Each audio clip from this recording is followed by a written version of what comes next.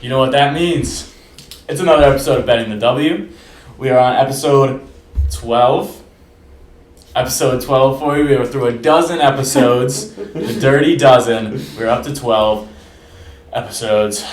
What a ride it's been. And we got a lot to talk about today. We have college basketball to start us off. Later in the episode, we are welcoming on a very special guest to talk some softball. Yeah. We also have women's lax starting that we need to talk about soon. We don't even have time for that today, but we're going to get to it. It's all happening. This is the best time of the year because basketball is getting into the good part. Lacrosse and softball heating up. Weather's getting warmer. It's just an amazing time. Everything's heating up. I love the spring. I love the springtime. Global warming bad, springtime good. The official take of this podcast. And we can't talk about college basketball without going all the way back to Sunday. As much as it hurts to talk about. Yeah, a day that I want to forget. It was a rough day from start to finish. There was one bright spot that we'll talk about, but the big game that happened, the game that everyone was waiting for, everyone was watching, LSU, South Carolina. We had high hopes for this game all season long. Cocked by 14. And I talked about, I wish this game was in Baton Rouge. It would not have mattered.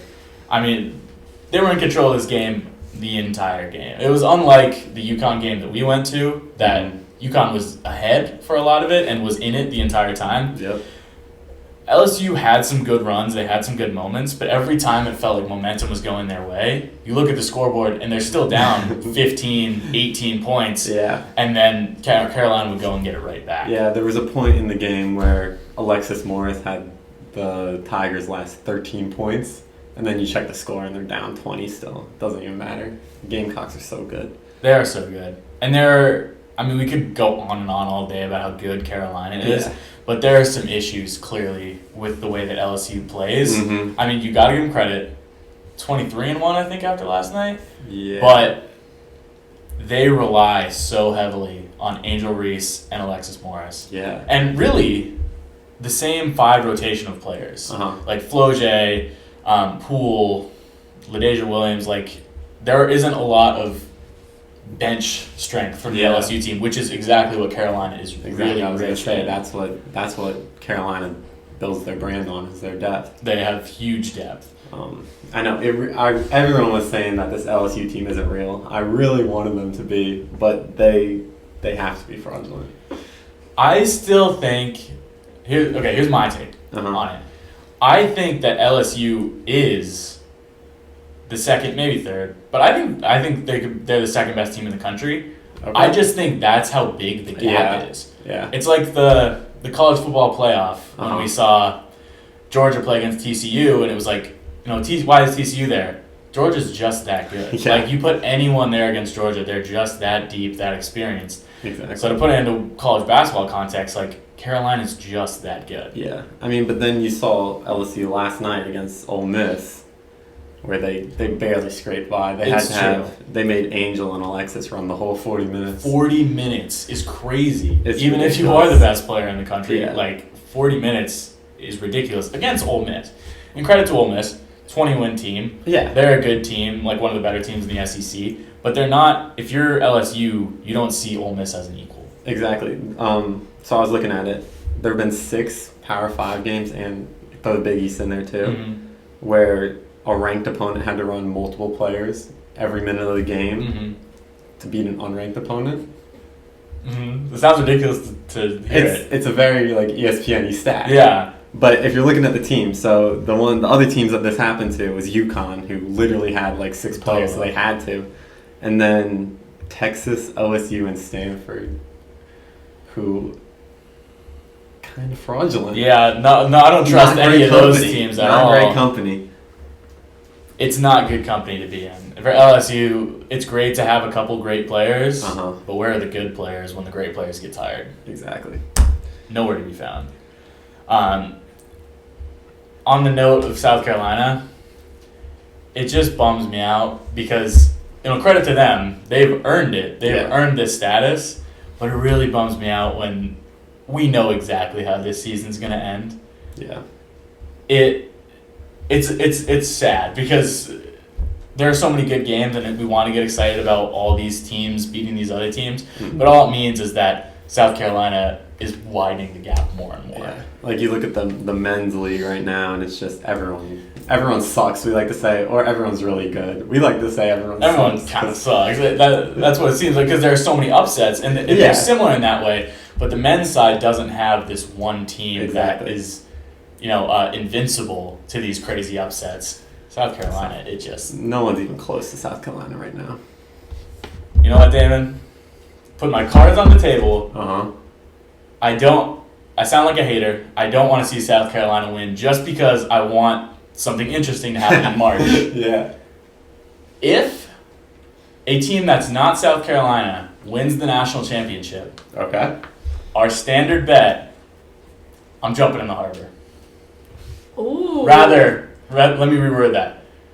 Because then I would win that bet. If South Carolina does win the national championship, harbor. Okay. I feel like I gotta. You don't have to match. Line here. You don't have to match. I'm just saying you're my witness. Okay. Going in the harbor if the Cox win the championship. Okay. Because that's how badly I want to see a different team win. Yeah. I mean, you said it. You said it to start the year off. The field over South Carolina. Yep. And I don't feel confident about it. But that's still what I would like to see. So if it ends up being wire to wire, number one at the beginning of the year to number one at the end of the year, then everything I know about parity in college sports and everything that I like to preach really isn't true, and I'm jumping in the harbor. Someone's going for a dip. I would love to not go for a swim. And if I'm not swimming, you want to know the team that I think might be the team to save me? Let's hear it.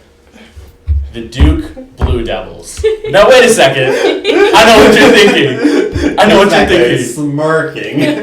Duke scored 45 points yesterday. Their basketball team scored 45 points. Kate, congratulations to you. You had Virginia Tech over Duke. But the narrative still stands that defense is incredible. Mm-hmm. Virginia Tech is better than 61 points in a game. Yeah. Mm-hmm. If Duke can find a way to be a team that can shoot the ball for one night against South Carolina, they could probably hold South Carolina to their lowest score of the season. Oh my God. We keep questioning how long this Duke defense can hold up. It has not wavered in the slightest. 61-54. That's 106 points in a full college basketball game. They won a game this week, Damon. 50-49. It's ridiculous. There's only been one other Power 5 team that has won a game with 50 points this season. 49 total points in a full college basketball game. And that's with Miami, who is a good offense. They scored 49 points. It's unreal. Duke is the team of chaos. Duke is the team of the opposite of what everybody else is doing. Mm-hmm. You look at the Big Ten, you look at the SEC. These teams are scoring. Duke is going to make you have your worst night of the season. I don't care who you are. I genuinely think they could give South Carolina problems just on defense. I want that matchup. A South Carolina Duke game would end like 45-38. It would be nuts. It'd be the ugliest basketball you've ever watched, but also the prettiest. It would. It would be a thing of beauty in the most twisted, gross way possible. While we're on Duke, yes. For those keeping track at home, the last 13 unders have hit. 13 unders. I know I brought it up last week, but you threw $10 on that first game, rebet it, you're up to $63,000. I mean, the lines aren't anywhere close even. Like last night was 117 and a half. 117 and a half. They scored 106. They're not even close, and Vegas isn't learning a thing. No. They will not set that line anywhere in the range of where Duke can get to it. They just refuse to get to 110 points. It's just not going to happen. We need I want Vegas to adapt and then give us like a 95 line. I can't wait. And I hope it happens once betting is legal in Massachusetts, because I'm hammering that Duke under. I don't care if it's 100 points. I don't care if it's 96. Give it to me. I want the under. Whatever it is. It never fails. And while we're on Virginia Tech from last night, they have quietly put together a strong resume. We talk about everybody in the ACC is kind of sus. everyone in the country is kind of sus. So, like, a team with a few good wins on their record, it's nothing to look past. Mm-hmm. So since they lost to Duke the first time, they've won 5 straight, including NC State, who's unranked but had a ranked win last night. FSU was ranked, is ranked, and Duke. So they got their revenge on Duke. 5 straight losses, wins. Consequences. I want my lake back. Amen. And honestly, Virginia Tech, great vibes team, in my opinion. We've been talking about how important the vibes are. I love the Hokies vibe. Yeah. Specifically for one really, really specific reason is that last week, Georgia Amour had an assist to Kayla King, was running through, tossed her the ball, and did like a lap around the court, threw up the 3, wasn't even looking when the ball left her hand. She just knew it was going down. That jump was so cold. That is so cool. That's confidence in your shooter. And if you got those kind of vibes going into March, come on. that's a team that I'm looking at and saying, damn, I like it. It's about time we brought the vibes back. I'm saying, we've been focusing too much on stats and numbers. Yeah, we basketball. We need swag. Dogs. Come on, swag. Are you a rat on the court? Where's the rat mentality? And Virginia Tech, to get a win over Duke, you gotta have a rat mentality for sure. I mean, we were talking last week. Duke number 1, Virginia Tech number 2. They're just all wide open. Anybody. Even outside of them, who knows? It could be somebody else from the ACC. Exactly. Speaking of, do you have another note? Oh, I was gonna say, Georgia Amour, cold. You know the tweet, the football tweet? Oh yeah. The wide receivers be tweeting crazy stuff. Yep. I can see Georgia Amour throwing out a tweet like, the enemy speaks kindly and holds it back. Those are the kind of vibes you want from your point guard, if we're being real. Absolutely. And I'm going to go on a little tangent here, if you're cool with that. Please. She's another 24 draft prospect. That draft is just going to be loaded. And then you see people like the Chicago Sky throwing away all their draft capital. There is so much, like, good future picks in college basketball right now. Yeah. Especially guards. Guards are, like, for real. Good guard left and right here. So why not load up on your picks? If you're going to have a crappy team this year, why not at least plan for the future and get some picks? Exactly. Like, the Wings getting those picks, I think, is huge. That being said, Marina Mabry is very good at basketball. And I've seen a lot of Chicago Sky slander on Twitter recently. Yeah. I think that Mabry-Copper combo is going to be lethal. It's going to be nice. They got Courtney Williams, too. Exactly. It's going to need some bigs. Yeah, but if you can shoot the lights out of the ball, like, maybe you don't need bigs. I don't know. Maybe they'll win without bigs. We'll see. But hey, 3s are better than 2s. Facts. They count for more. They do. It's science. That's science. That's science. While we're on the topic of great guards that are future draft prospects, Olivia Miles went crazy last night. Olivia Miles, man. With another future first-round pick on the court with her. It was a battle between Haley Van Lith and Olivia Miles. I don't know if you throw Van Lith in the first round, but we'll get to that later. Whoa. I mean, all I'll say is about Notre Dame is they know how to win. Yeah. But I don't know about a top 10 team. They've consistently been ranked in the top 10. I don't know. It's kind of questionable to me. I mean, the thing is, there's so few teams. Like, you got to have some of these ACC teams up in the top 10. I wouldn't put any of them in the top 10. No, exactly. I don't trust one of them. No, they're so shaky. I think they're cool in that 10 to 20 range, like around 15. But any of the ACC teams, I don't trust them. No, absolutely not. But Olivia Miles, man, she is the real she's deal. A dog. Absolutely. Speaking of the Notre Dame team, they just win because their IQ is so high. Yeah, that's huge. And Miles, especially, I was shocked. She's only 5'10". Really? I thought for sure she was 6'1", 6'2". I just learned that. She plays so much bigger. She's averaging 15, 7, and 7. She does everything all over the court. Yeah. So, Max, only one other player this year is averaging 15, 7, and 7, at least 15, 7, and 7. Can you name the other one other than Olivia Miles? It's got to be Caitlin Clark. It's Caitlin Clark. Duh. It's like, come on. Like every NBA stat, Wilt did it It's first. Wilt. Anything that anybody does in college basketball, Caitlin Clark did it first. And if you look past in the back, since 2009, whenever Who Hoops, their first year is, it's Caitlin Clark and then Sabrina. Yeah, they're you could tell her. for a long time they're going to be the standard to which all like 5-tool players are held on the court. Like they did it. Sabrina did it all. Caitlin Clark does it all. They're incredible. Otherwise, in the ACC, we mentioned wide open. UNC, you got a wide open division in front of you, and you are fumbling so hard, bro. I how to play basketball. The AP poll loves UNC, but oh my god, they've played 4 games straight against unranked teams, 3 straight losses.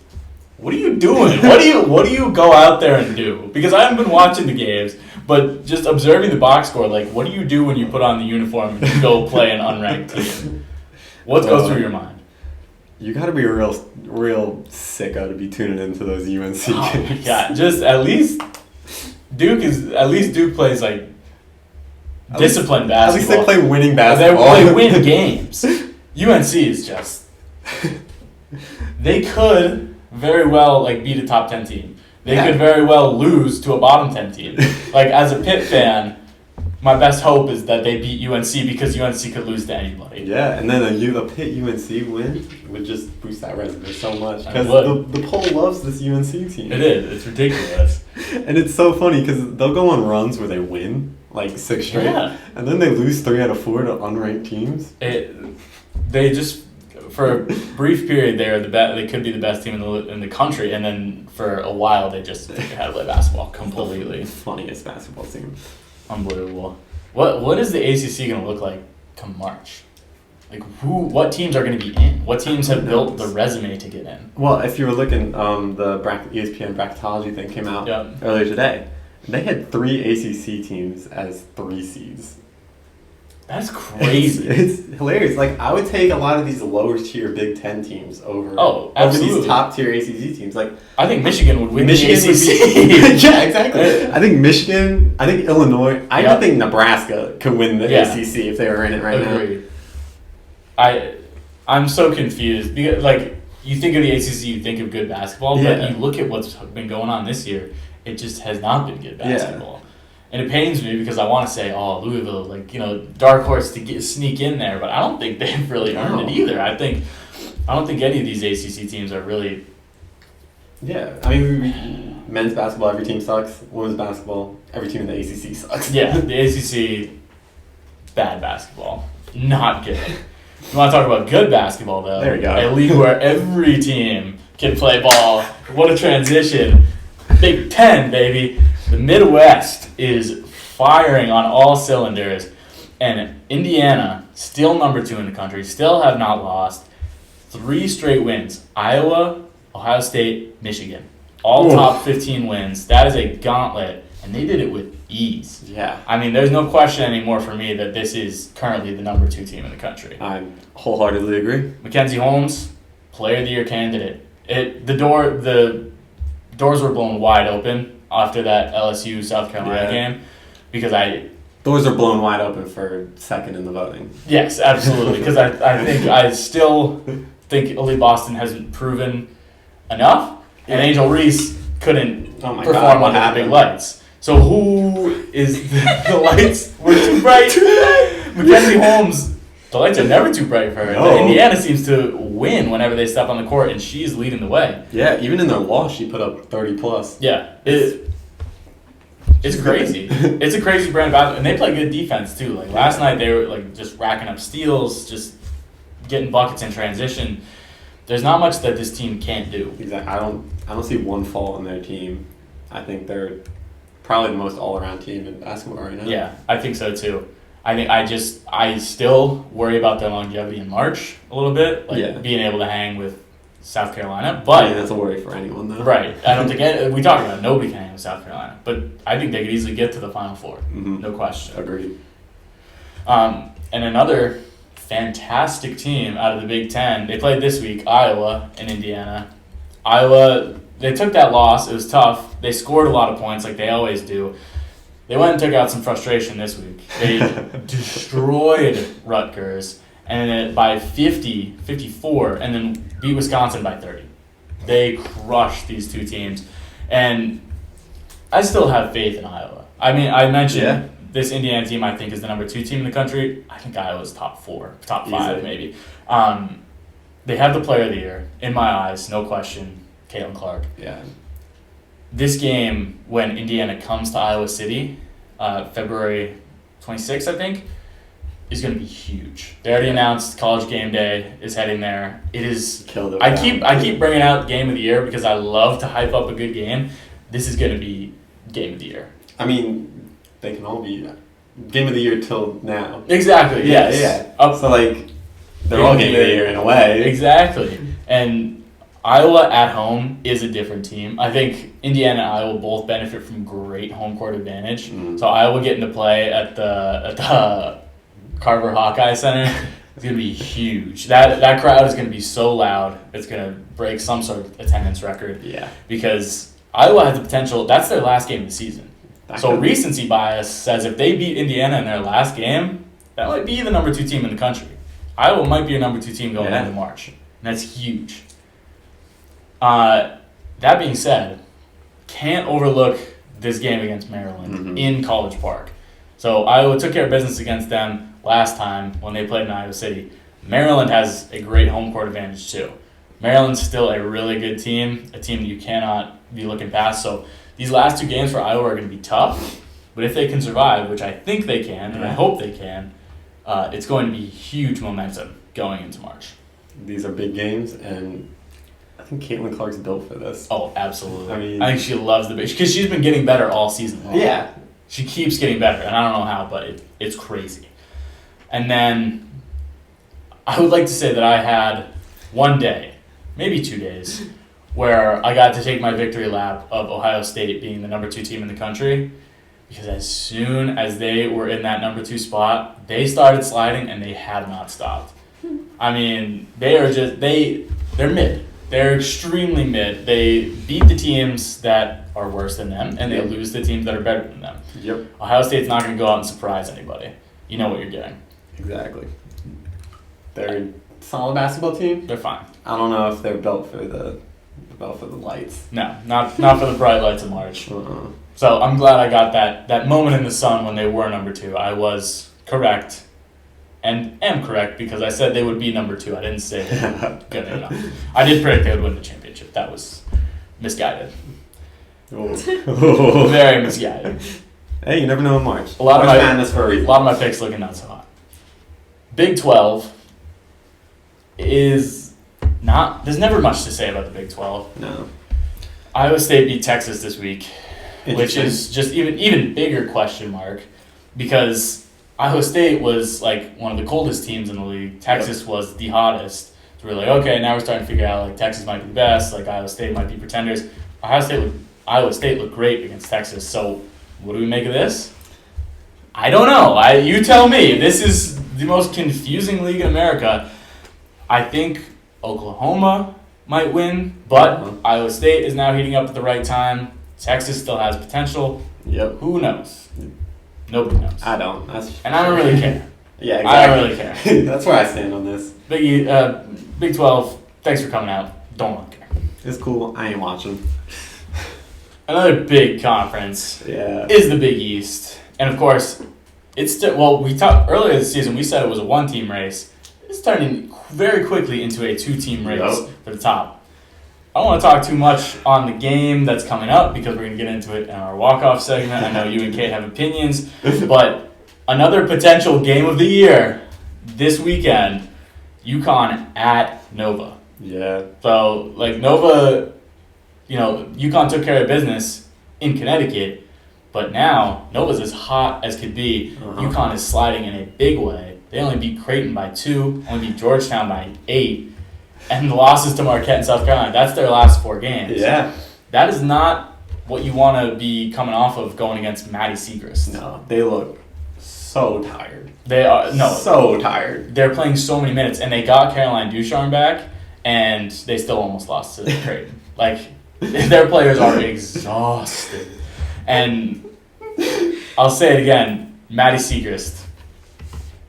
Absolutely in the player of the year combo. Yeah. We talk about all these great guards. Maddie Siegers is so good and like just a scoring machine. Like she's liable to go for 40. Yeah. She puts up shots and they go in. Like it's still efficient. It is. It is so efficient. And, like she takes a lot of shots because she's one of the best shooters in the country. Did you see the Nova DePaul game? Oh my god, it was like 99-87. Oh my god, those are two offenses. Yeah. Those are teams that can put up. They don't care. They don't care if you're scoring. Shoot. They're not gonna play defense. They're gonna shoot, grab a rebound, shoot. Yeah. Maddie Siegers, dog, absolute dog. Huge fan of her game. And Nova fans, likely to be Eagles fans. I would not want to be going into Nova right now. No, it's a hostile environment. Philly needs a dub in a bad way. Maybe this championship curse ends with a little Nova run in March. Nova coming in second. Nova losing to South Carolina. Wouldn't that be something? That's a championship this year. If you were runner-up, congratulations. You were the best team outside of South Carolina. Going out west, the Pac-12 is the Pac-12. Utah's all the way up to 4. I did not know that. I didn't know that until last night. Utah blinders still on. For some reason, we can't be aware of Utah in any sense. Number 3 Stanford, number 4 Utah is going to be huge. That's the last game of the season. Until then, I don't think this conference doesn't really matter. Like I think it's Stanford. It might be Utah, but I'm pretty sure it's Stanford. Probably Stanford. I mean, I like USC, man. USC is fun. I'm glad they were ranked. They've been like quietly giving ranked teams problems all season long. Upset Stanford. Like, why not? Like, this is a good team. Battle for LA has been fun all year. Yeah, and they got Stanford tonight again. We can see. You never know. They knock them down again. That'd be crazy. USC can do some crazy stuff. And shout out Colorado, also a fun team. They keep bouncing between in and out of the rankings. The Buffs are looking nice. It's just going to be a question of I think they can get into the tournament field. Yeah. I don't think they're going to win the Pac-12 by any stretch. I think it's going to be Stanford, maybe Utah. But they've got some fun teams that deserve some attention. So good to see them getting after that. We'll finish up with some mid-majors, some outside the major conferences. Just when we thought Vegas didn't know women's hoops, UNLV sliding into the poll, an impressive 25-2 record. You can't knock that. You can't knock it, but 23. You're gonna put them at 23. They jumped right to 23. You got USC and FSU behind them. It's a little easy. If you see UNLV take the court against USC, I think USC is about 20-point favorites. Yeah, USC would dust UNLV. It's interesting that they were shot so far up the ranking in their first appearance. I think the AP poll would tease them at 25 and then take them away once things clear up. But hey man, if the AP poll believes, I love a good small school to believe in. Vegas has a good history of basketball. Go Rebs. Why not? Why not? Let's have some fun. Shout out also, UMass women's basketball had a big win over University of Rhode Island. They had not lost in conference. We talk next week about conference championships, conference tournaments. Who do we think is going to lock it up? Lock in my pick already. UMass to win the A10, baby. Big fan of the Minute Women. Shout out my boy Cole. He had it first. He's been telling me all season long he loves what the Minute Women are doing. So keep an eye out for UMass come March. And we are going to send it to ourselves with our very special guest. We're going to talk some softball.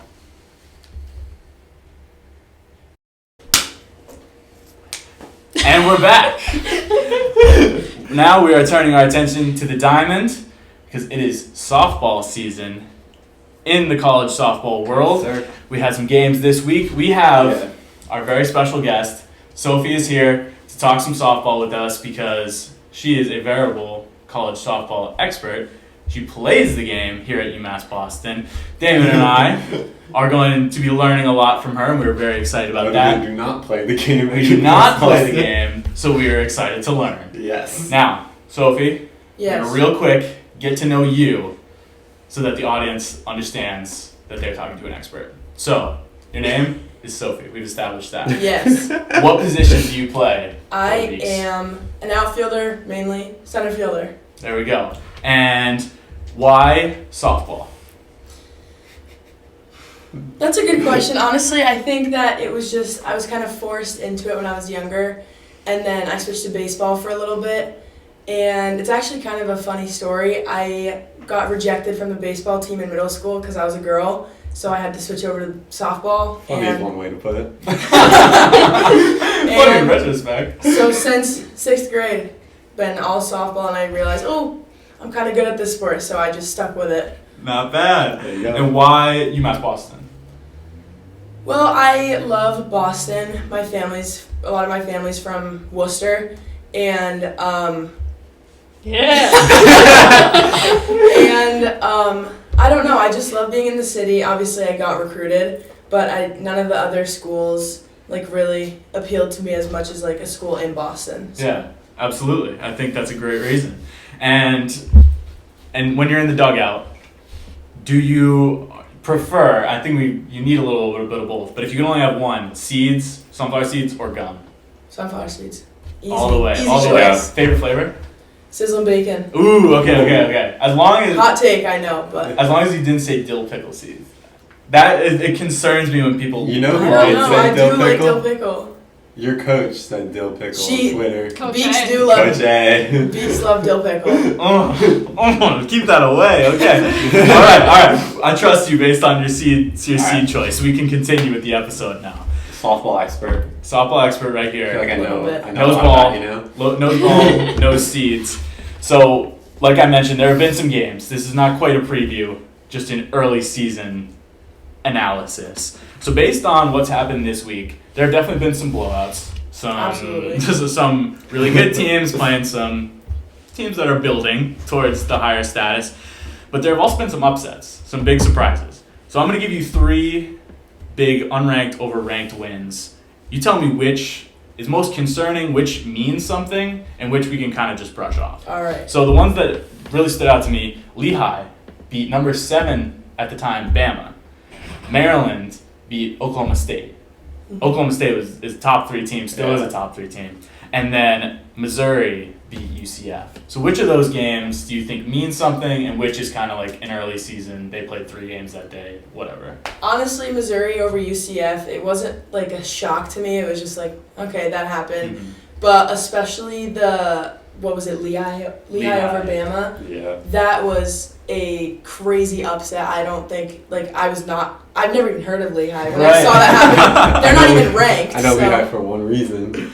Yeah. CJ McCollum. Oh, okay, yeah, exactly. They beat Duke. So that's the big one that stood out to you. I think so, but also Maryland over Oklahoma, just because Oklahoma's ranked so high. Yeah. Maryland's barely even ranked. So just seeing that upset is absolutely crazy, especially in such early games. It is. It definitely is. I think Lehigh over at Alabama, that was the second day of the game. So it was we had not even had a chance to settle in, and already it was number 7 team goes down. Yeah, I'm pretty sure that was their first Big Ten, or not Big Ten, but top 10 upset too. So the thing for me is I think that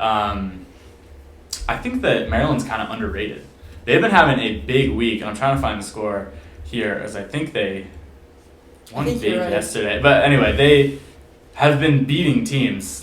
They're not ranked, but they've been doing some real damage in Florida, and they will be. Yeah, once the next ranking comes out. So that might mean something big going down the stretch, that they took care of business against Oklahoma State. So you mentioned Absolutely, that's one of the teams in college softball. That is a top team. You have to look out for them, and just the fact that Maryland.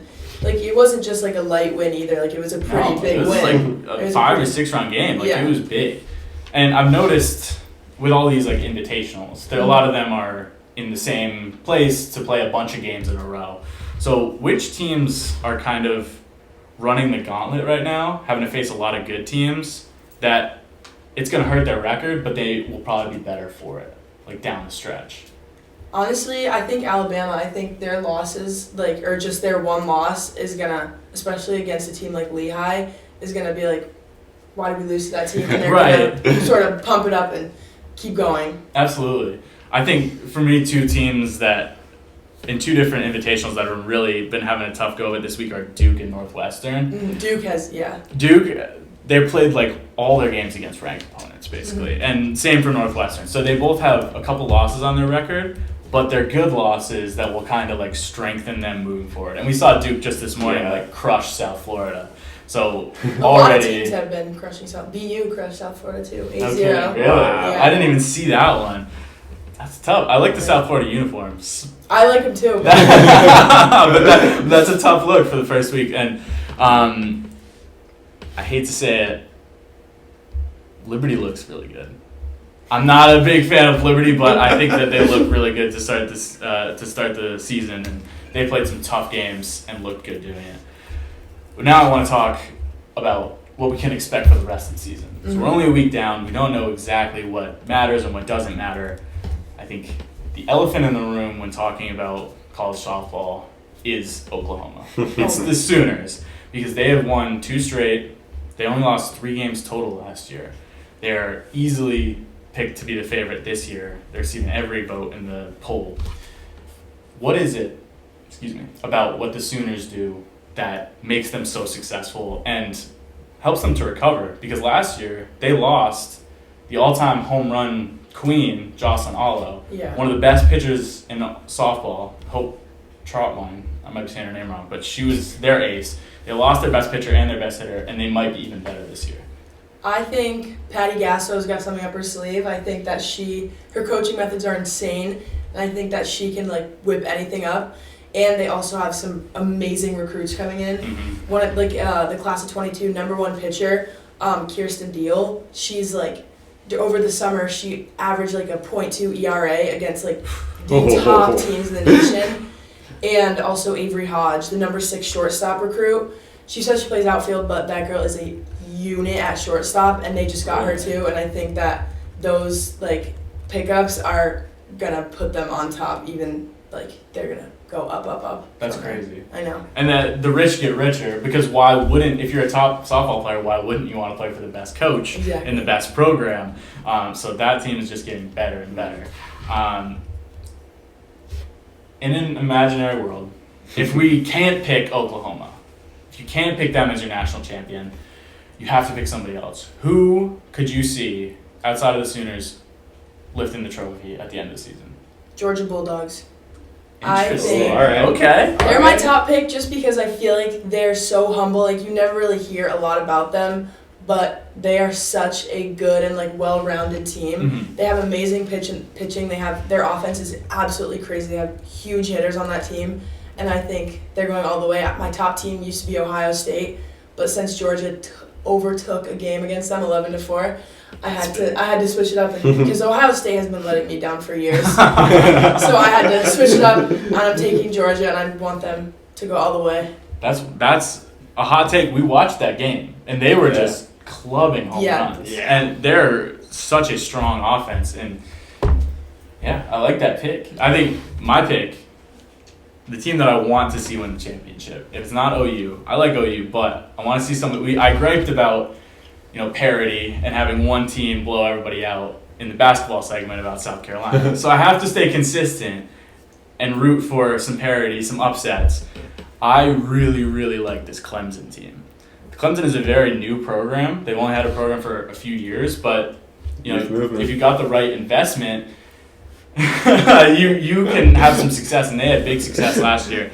And my favorite player in all of college softball is Mills Thompson. Their pitcher, their ace. She is just so much fun to watch. There's so much energy and brings it in the circle. She's my favorite player. Clemson's my favorite team this year. And I've already moved up big time. They started out like number 10. Now they're up to number 6. So this is a team out of the ACC that could really make some movement in my eyes. Do you have a favorite? Well, I was going to say, I'm by no means a softball expert. Of course. I'm totally hoops brained right now. But I like Oklahoma State. Okay. I think always a threat. We can, if we're gonna hoops brain, obviously compare to the basketball scene right now.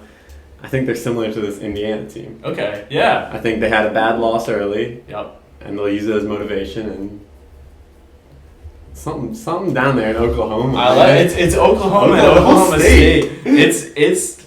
It's quite the battle. And I'll segue into, do you think that the Big 12 is the best conference? Is there another conference that threatens them? Because they've got Oklahoma, they've got Oklahoma State, Texas, they've got great teams across the board. Is there any league that's like might be a gauntlet as much as Big 12? I think I'm going to stick with my Georgia team and say the SEC. Yeah. That is a great conference. I think that like Big 12 is good, but I'm sticking with Georgia and sticking with the SEC. I think that that's a tough conference to get through. So Big 12 might be a little top heavy. Like there's a lot of talent at the top, but it's not as the rest, and the depth isn't there. I think the SEC, like, for any sport, all those teams are strong. Absolutely. Florida's making big moves too. Oh yeah. The SEC, so that's crazy. There's like 10 teams in like one league. It's crazy. It's wild. So thinking about when softball is on the national stage, we're getting to see more games televised this year, which is awesome. But usually people like find out and figure out who's who when it comes to the World Series in June. And 2 years ago, Odyssey Alexander was the pitcher for James Madison that like everybody knew her name. She was so exciting to watch. She took over in that postseason. Last year, Jocelyn Allo, like everybody knows that. Everybody knows her name. She crushes the softball. It's so cool. So who's going to be the face of softball this year? Who has potential to be that mix of personality and swagger and talent out of college softball this year? I think, once again, I'm going to stick with Georgia. I think Jada Kearney, just because it's super early on, but even sticking also with the Ohio versus Georgia game, this girl had 3 home runs in one game. That's and crazy. which is absolutely insane. Like, you don't really see that ever, especially at the beginning of a season. Yeah. So, like, she's just getting started. I think that she's really shown that she's, like, a force to be reckoned with in the softball world. Yeah. And I feel like everyone should be worried for Jada Kearney. I think that she is making her way up to the top, and I think that she's just going to keep it coming. I like that. 3 home runs in a game that's no joke. That's for real. That is quite a performance. And you're really talking me into Georgia here. This is like, I'm very excited to see what this team does now because they have some names and some real talent. I think for me, I gotta say Mills Thompson again. She's just got so much personality. I think everyone should be watching Clemson just because of how much fun she has on the field, and I think that's huge. And pitchers can really take over because those are the names that we remember, especially because they throw so much. Yeah. It's not like baseball where it's like a new pitcher every 3 innings. Like softball pitchers, they go the distance, and it's really impressive what they're able to do with all those innings. I'm sick of seeing pitchers on top, though, so I'm ready for the outfielders on top. I like that. We like some offense. I like that a lot. Now, how about this weekend? The Clearwater Invitational is what everybody's talking about. A lot of games on ESPN. We've already been watching some this morning. There have been some big games. Like last night, Arizona almost came back on Florida State. Fell a little bit short. This morning, we had Oklahoma State and Virginia Tech. Tech had to come back too, and Oklahoma State ended up winning 10-9, which is like crazy high score. So offense.